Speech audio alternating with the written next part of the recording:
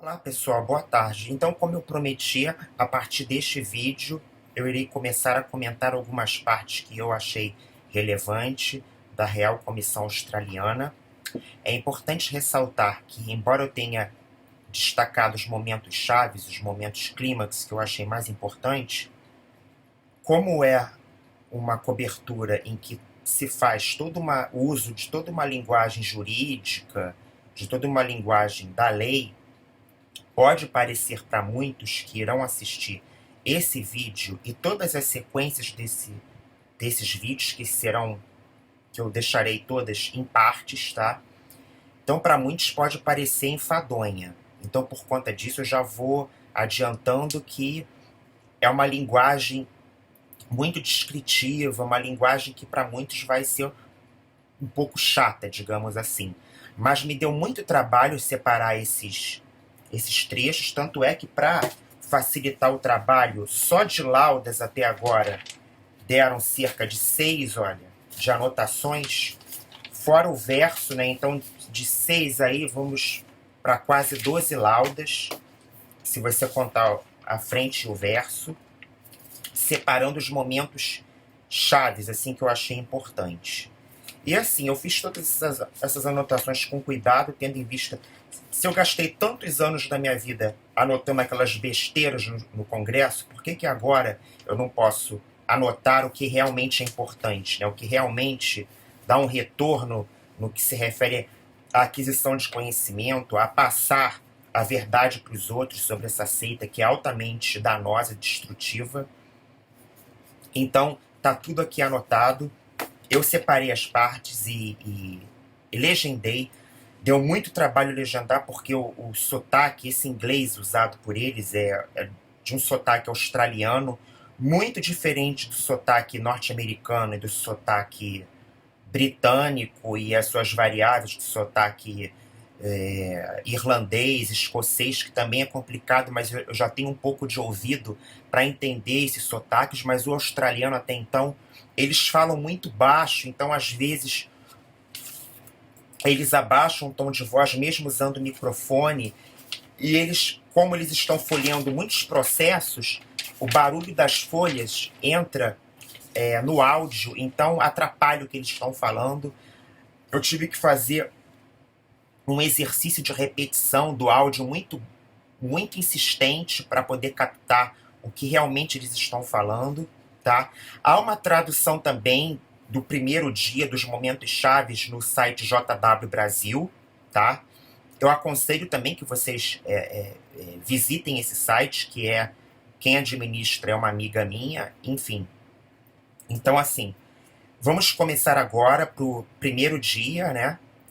Da Real Comissão Australiana, que foi agora nessa sexta-feira que passou, dia 10 de março, foi a abertura, tá? E brilhantemente, logo nos 3 primeiros minutos, quando deu 3 minutos de vídeo, brilhantemente o promotor, o advogado Angus Stewart, ele, em poucas frases, resumiu em que se baseia as crenças das TJs, das Testemunhas de Jeová. Então vejamos. This public hearing will inquire into the Jehovah's Witnesses and the Watchtower Bible and Tract Society of Australia Limited, which I will refer to as Watchtower Australia. It follows the Royal Commission's inquiry into the Jehovah's Witnesses and Watchtower Australia in Case Study 29. That case study concerned the responses of the Jehovah's Witnesses and Watchtower Australia to allegations, reports and complaints of child sexual abuse within the organisation. The Royal Commission will hear evidence from 2 senior members of the Jehovah's Witnesses, Mr. Terence O'Brien, a director of Watchtower Australia and a member and the coordinator of the Australian Branch Committee, and Mr. Rodney Spinks, a senior service desk minister of Watchtower Australia. The Jehovah's Witnesses were founded in the United States in the late 19th century and have been active in Australia since 1896. Watchtower Australia is the legal entity of the Jehovah's Witnesses in Australia. The worldwide activities of the Jehovah's Witnesses are overseen by the governing body, which is a council of elders based in the United States. The governing body is responsible for providing definitive and authoritative interpretation of the scriptures and for developing and disseminating the policies of the Jehovah's Witnesses. On 31 January, Watchtower Australia informed the Royal Commission that a member of the governing body would not be available to give evidence. That is a matter of considerable regret given the degree to which the Australia branch is subject to the control of the governing body on matters of policy, procedure and practice. The key beliefs of the Jehovah's Witnesses include literal interpretation of the Bible and reliance on first century biblical principles to set practice, policy and procedure. Bom, então logo no início, né, o advogado Dr. Angus Stewart diz os pilares das crenças das TJs, né? Vamos ver aqui o que ele disse. Who, as it's put, shepherd the congregation and oversee. The congregation is overseen by 21 congregations in Australia with approximately 67,000 active members. Aí ele está dizendo o número de congregações na Austrália. With elders and ministerial servants, who can only be male members of the congregation. Each congregation is overseen by a body of elders who, as it's put, shepherd the congregation and oversee spiritual matters. Ministerial servants provide administrative support and practical assistance to the elders and service to the congregation.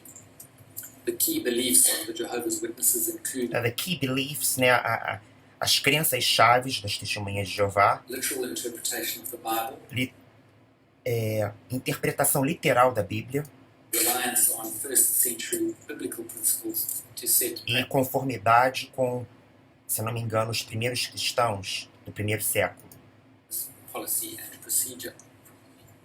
o que baseia a sua política e seus procedimentos. Among other matters, Case Study 29 inquired into the experiences of some survivors of child sexual abuse within. Aí ele fala do caso 29, são vários casos, cada caso relata uma vítima, o que cada vítima sofreu, né? Então, para cada vítima tem um caso com a sua história, narrando o acontecimento, e durante essa comissão real australiana que durará agora em 2007, também 2 semanas, eles examinarão esses casos. Agora vamos para os 10 minutos, se eu não me engano, aqui da minha anotação, em que o próprio advogado, o Dr. Angus Stewart, diz que as TJs falharam em acatar muitas das recomendações dadas pela comissão. The Royal Commission found that the Jehovah's Witnesses did not respond adequately to child sexual abuse and did not adequately protect children from the risk of sexual abuse.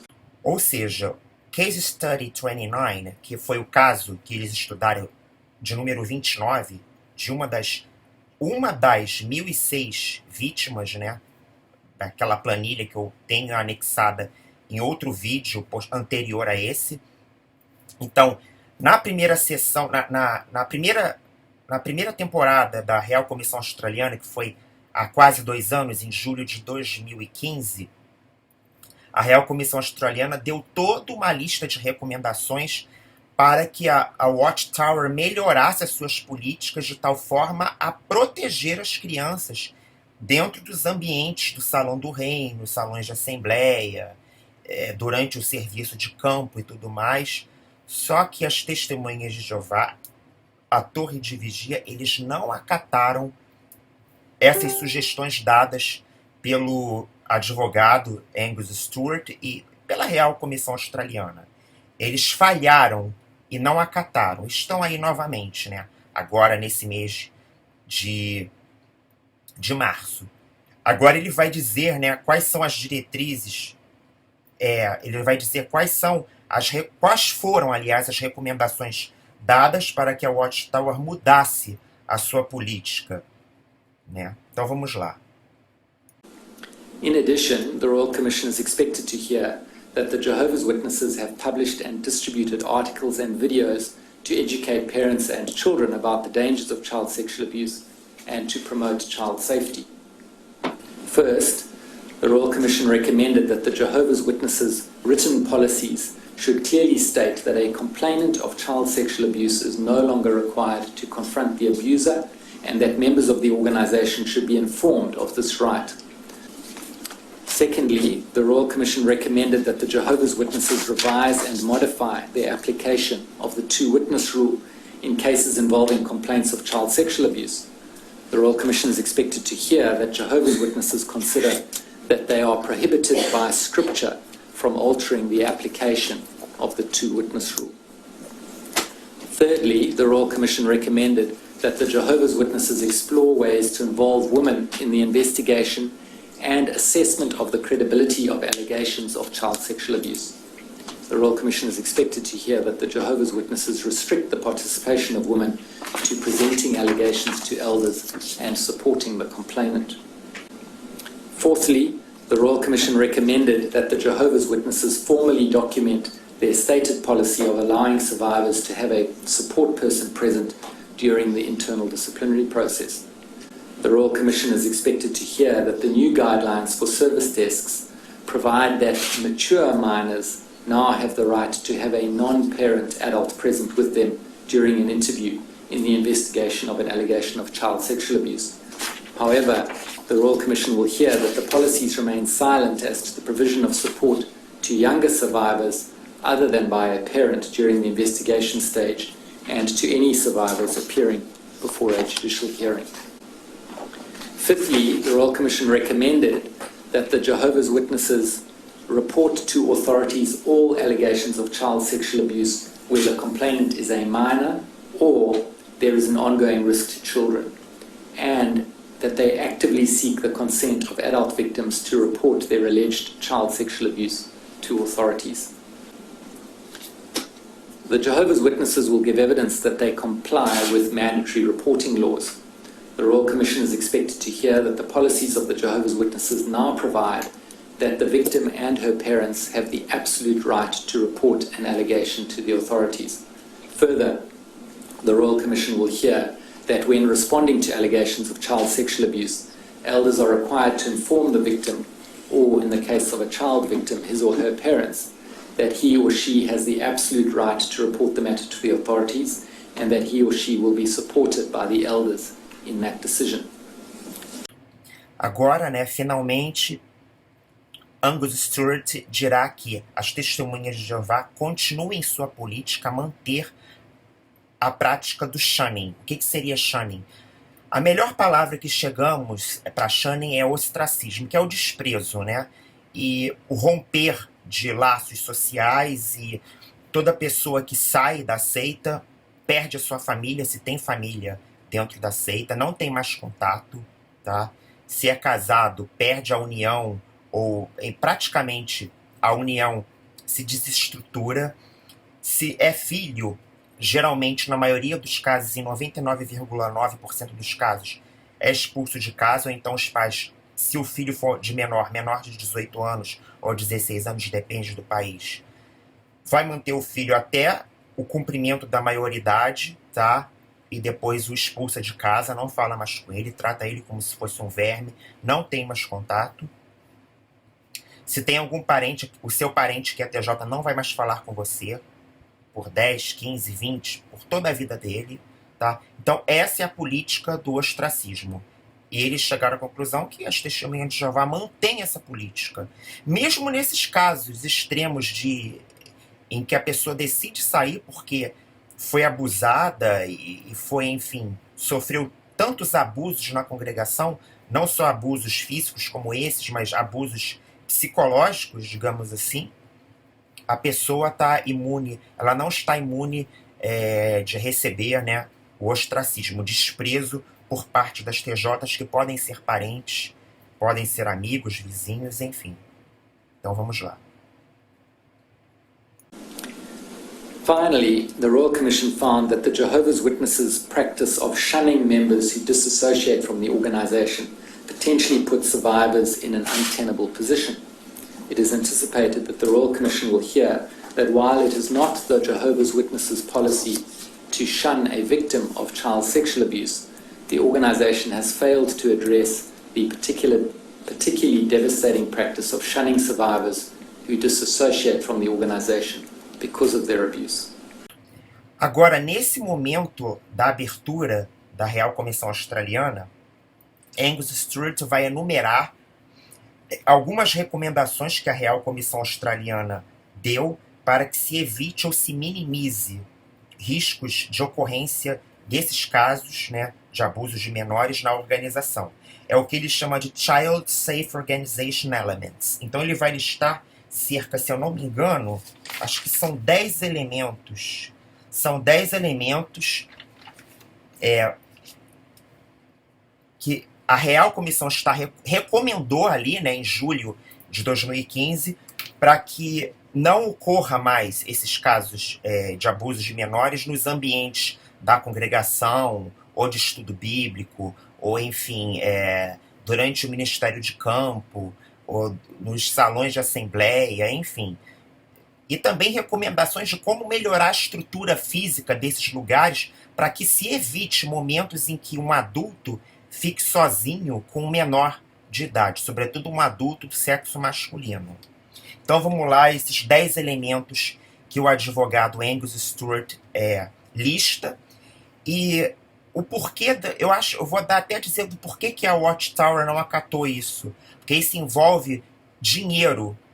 Implementar essas 10, não precisa nem ser essas 10, mas metade, ou talvez 1/3 desses elementos, implementar isso vai requerer que a Watchtower gaste dinheiro.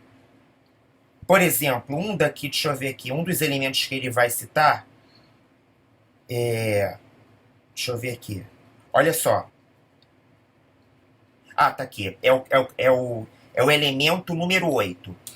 Que os ambientes em que as crianças desfrutam imponham limitações que desencorajem qualquer tentativa ou minimize a possibilidade da criança ser abusada. Então isso aí, por exemplo, necessariamente envolveria um ambiente em que as paredes tivessem alguns biombos, né, de vidro, né, e também que o staff, tivesse algum staff de pessoas, de irmãs, né, do sexo feminino e especializadas na formação, em formação pedagógica, para que elas lidem da maneira mais apropriada com as crianças. Então tudo isso, já pensou em cada salão do reino, você criar um ambiente, tipo uma escolinha, mas que as crianças ficassem juntas, em que houvesse, como tem nas escolas, né, nas escolas, pelo menos nas escolas particulares, e a Torre de Vigia teria dinheiro para isso, de criar ambientes com biombos de vidro. A sala B tem biombos de vidro, né? Mas ambientes em que haja biombos de vidro, como também tem em outras religiões, né, que eles chamam da cristandade, tem a escolinha dominical, né? Mas assim, que as crianças ficassem vistas, não ficassem isoladas, né? Só que isso é um investimento em estrutura. E vamos e convenhamos, a Torre de Vigia não está interessada em gastar dinheiro com isso. Então vamos lá, os 10 elementos que ele vai citar e que deveriam ter sido acatados na última Real Comissão Australiana e que não foram e que agora ele está cobrando. In July 2016, the Royal Commission published 10 elements which should be present in a child-safe organisation, which I'll refer to as the child-safe elements.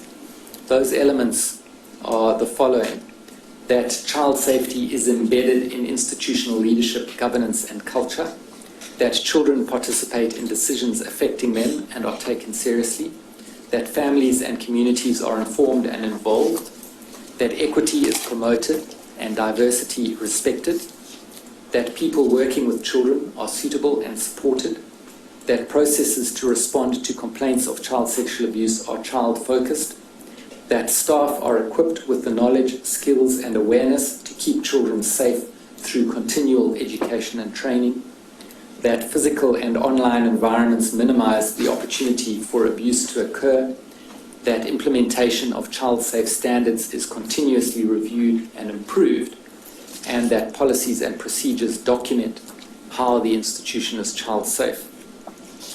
The Royal Commission is expected to hear evidence that the Jehovah's Witnesses consider that many of the child-safe elements have limited application to the Jehovah's Witnesses because the organisation does not operate or sponsor programs or activities which separate children from their families, nor does it have any positions that provide access to children without their parents. As a result, the Jehovah's Witnesses will give evidence that the organization does not maintain or operate the institutional settings that present opportunities for predatory sexual behavior. Agora, aos 17 minutos, o advogado Angus Stewart, que é o promotor, né, dessa sessão agora da Real Comissão Australiana, na sua segunda edição, ele diz que desde 2015 a Real Comissão Australiana recebeu mais de 1.156 itens relacionados a essa questão, né, do abuso de menores.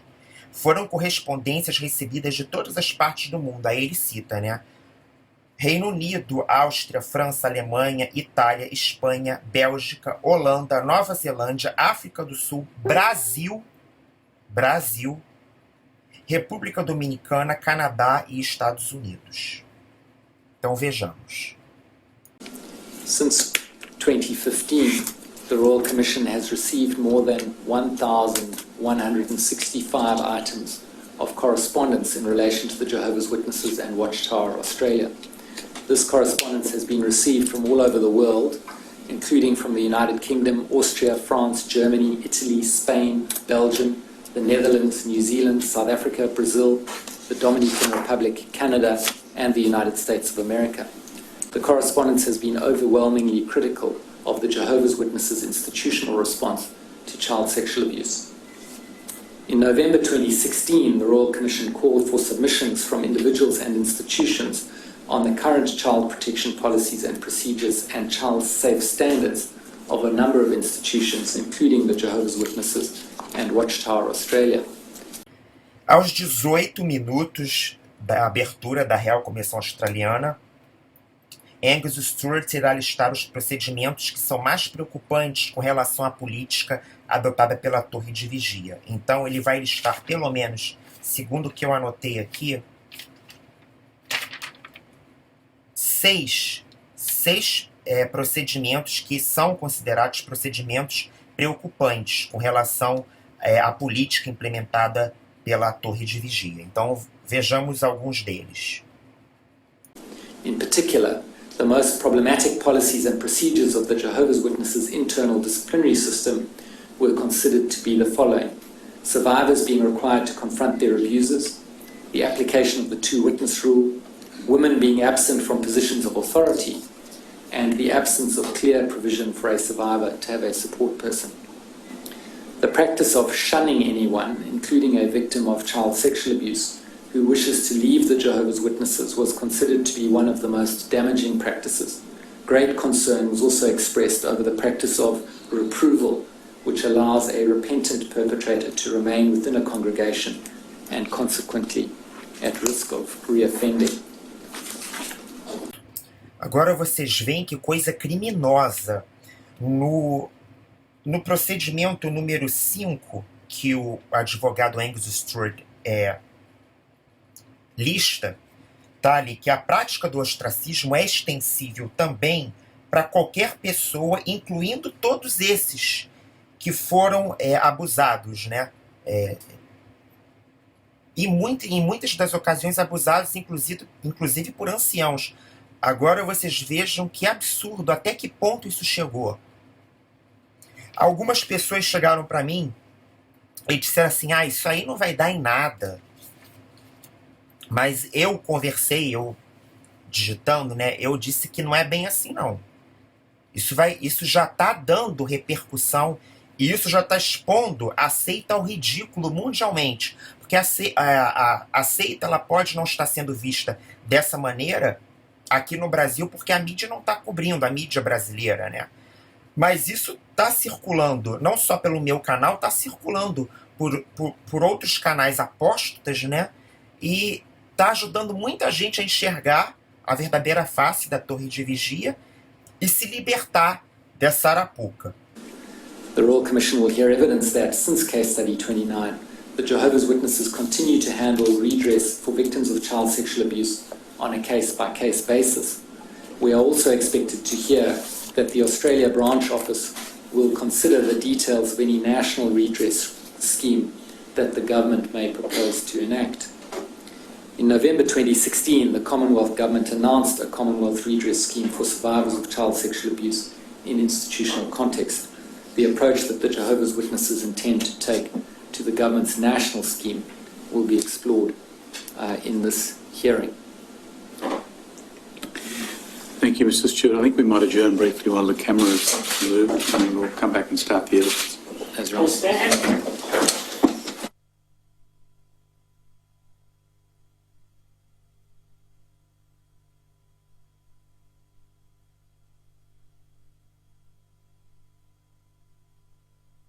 Bom, essa foi a sessão de abertura, tá? Ela foi curta, ela durou 20 minutos.